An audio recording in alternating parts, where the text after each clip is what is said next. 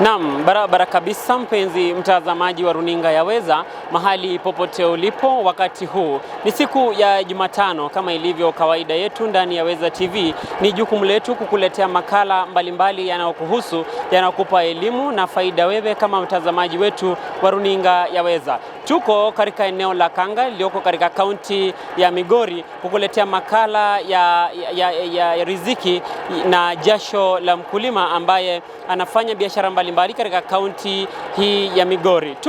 Tumekita kambi katika eneo hili kukuletea makala ya uchimbaji wa migodi ulioko katika eneo hili la Kanga, kaunti ya Migori.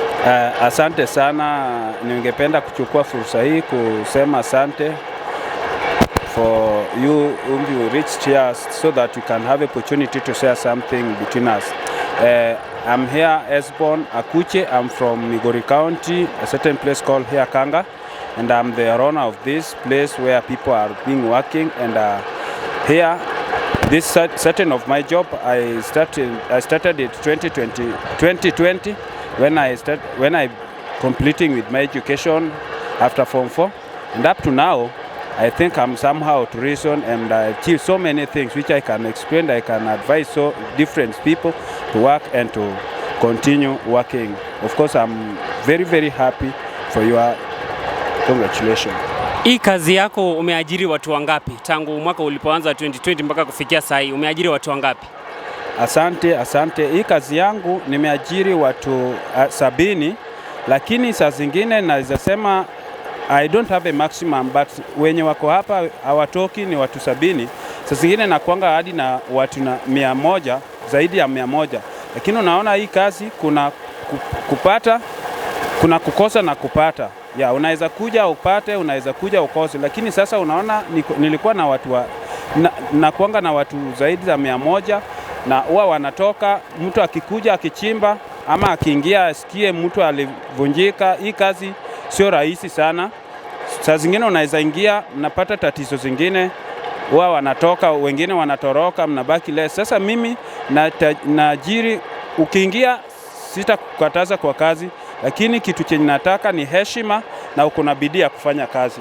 Na kwa mfano, mtu amefika kazini na ameweza kujeruhiwa, amevunjika labda mguu ama mkono, labda hiyo inakupeanga changamoto kubwa, kwa sababu wewe ndio unahitaji kumpeleka hospitali ama anaenda na pesa zake mwenyewe. Asante. Tuseme mtu akipata shida kama tulikuwa tunafanya na yeye hapa, the first opportunity which we used to take as a workers, we used to take that opportunity. Kuna kitu chenye watu tunatoa kidogo, tulikuwa kwa agreement, tuliagree mtu wetu mwenye tunafanya naye hapa akipata shida, sisi wote tunaunga mikono ili apone. Lakini mtu akivunjika, tunamchukulia, tunampeleka hospitali, badala ya hospitali tunampea muda kitu kama 1 month. Sisi ndo tunampea tukichimba kila mwezi ama kila wiki tunampea 5,000 ili ya kulisha familia yake na kusomesha watoto wake kama bado wako mgonjwa. Lakini pia tuko na changamoto kama mtu akikifa, hiyo mambo ya kifo, kuna kitu chenye tunatoa na tuko na maximum. Kama ni mtoto wako, bwana wako ama kijana wako, tuseme ndugu ama sister, kuna kitu chenye huwa tunatoa sisi kama mfanyakazi ili aendelee na hiyo kazi. Naona umeajiri wa mama, umeajiri vijana, umeajiri wazee. Hapa wote unawalipa baada ya mwezi ama unawalipa kila siku inapoisha? Sawa, asante. Unaona hapa au mama kuna kazi zenye wamesimamia, kuna wazee kuna kazi yao wenye wamesimamia, vijana hivyo. Hawa mama hawezi ingia simoni ndani. Wazee wakubwa hawezi ingia simoni ndani. Sasa hawa mama kuna hiyo kitu zenye tunatumia kutoa mchanga ndani. Hawa mama ndo wanavorota. Alafu hawa wazee kazi yao ni ku direct vijana.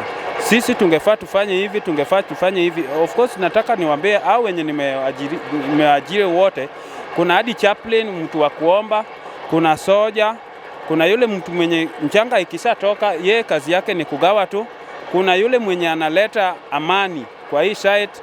Juu mimi kama manager sikwangi kila time, lazima niweke mtu mwenye ananengelea kazi. Sasa hawa mama si eti nawalipa kila mwezi ama kila wiki ama kila aje. Tukichimba kuna mchanga inatoka chini. Sasa in case at any time when we dig, I used to huwa na wagawa kwa kila mtu kiasi gani we uliingia shimoni. Kama we ni vijana umetoka na gunia 2, na hii gunia 2 kambi inachukua aje, na kuna mpikaji yeye atapata gani, kuna mwenye analeta maji yeye atapata gani, kuna mwenye anatuletea uji yeye atapata gani, na hao wamama wenye wametoa hiyo mchanga chini atapata gani. Sasa italingana na vile umefanya kazi kwa bidii yako, umetoka na gunia ngapi na unataka ngapi. Yeah. Ni faida gani umepata tangia uanze hii kazi? Ni faida gani imekuletea kufikia sasa hivi? Yeah, kwa hapo nataka kushukuru Mungu kabisa kabisa kabisa. Najua mtu hawezi fanya kazi zenye hailetiangi faida. Kwa mimi tangu nianze badala ya form 4 nimepata faida sana sana. Nimenunua masini, niko pale, kuna zingine, kuna site ingine nimeweka pahali nimeweka moja huko side za Kuja, zingine nimeweka huko side za huko Nyatike, zingine Rangweoma Bay County. Na hapa nimenunua masini, niko na zile masini, nimenunua pikipiki, niko na gari langu venye unaniona hivi, na kila wiki niko na hakika napata 1,100 na sasa. Na hii kitu imenisaidia kusomamisha ndugu zangu, wanaenda shule, mama na baba wako tu nyumbani wanakula. Nimewajengea, mimi pia niko na biashara zangu tofauti. Sasa hii kazi imenisaidia sana sana sana sana. Na tunavyoelewa kwamba kila kazi iko na changamoto zake, labda kuna changamoto ambazo umekumbana nazo wakati ambapo unaendelea kuajiri watu, wakati ambapo labda mauzaji na unapatanga hasara yoyote na changamoto pia? Nataka kusema changamoto ziko mingi kabisa kuliko hata faida. Kwa kila wiki lazima upate changamoto, na kwa kila miezi lazima upate changamoto, lakini sasa kwa miaka changamoto ni zile kali kabisa. Sasa zingine unapata wafanyakazi wamepigana papa hapa, mtu amemiza mwenzake kabisa. Sasa wewe mwenyewe mwenye shimo ndio utaangalia uchukua hatua gani ili huyu apone, lakini wale unataka kuongeleza ili wakuwe na amani, utaanza aje? Na saa zingine unaona hapa siko peke yangu hapa, kuna watu tofauti, wengine wako pale, wengine wako pale, mnaweza ona. Sasa saa zingine mtu akutaki upate kitu kizuri. Sasa unapata wamekuwekea njama, wanakuja na vijana wakibeba fimbo, wamebeba panga ili utoke hapa juu, mnapata vitu mingi sana. Lakini sasa unajua ukipata changamoto, kitu ya kwanza mnaenda kwa serikali ili aweze kusaidia. Na hapa tukipigana sisi wenyewe tunaketi chini, tunaita au wazee au wamama au watu wakubwa wenye juu. Mimi ni kama kiongozi, lakini kuna wengine marika ya mamangu, marika ya babangu. Sasa wao ndio wanani direct, right, fanya hii na hii ili tuende hivi. Lakini changamoto naye ziko mingi. Lakini unajua kazi zenye kama unafanya kazi na ukiona hii kazi yako inaenda tu 100%, hiyo si kazi. Lazima kuwe na changamoto ndio utapata, yani lazima utie bidii ndio upate kitu kizuri. In English we used to say that if you want something good you must learn how to burn the midnight oil. It is when you will achieve what you want. So I have so many different problem, but I use just to tackle them, to use those elders so that they can advise me, do this and this. If you follow this way, you will do this. You say this way. As like now, I have a certain problem with those of just people whom I'm working with. And remember, hata zile masini ni changamoto. Ukikosa mfanyakazi, hapa mfanyakazi watu ni tofauti. Kuna mtu ako na nguvu, kuna mtu mnyonge. Sasa yule mtu ako na nguvu akienda, akikuacha, si ameacha pali pengine hapo, amekuacha vibaya. Sasa hizo changamoto sisi naenda kwa viongozi zangu. Mimi ni kiongozi, lakini pia I used to elect some leaders who have follow me when I will not there. They used to work. So kazi iendelea, ama hata kama siko na kazi itaendelea tu. Sasa changamoto ni mingi sana. Kwa wakati huu tukimalizia kwamba wewe ni kijana, ni wosia gani, ni advice gani unaweza patia vijana wenzako ambao wanaona ni kama hii kazi ni kazi ngumu na wataki kujihusisha na kazi hii licha inaleta kipato? Asante. Nataka niseme ya kwamba mimi venye unaniona hapa niko na miaka 26 sahi, lakini nimeenda kabisa.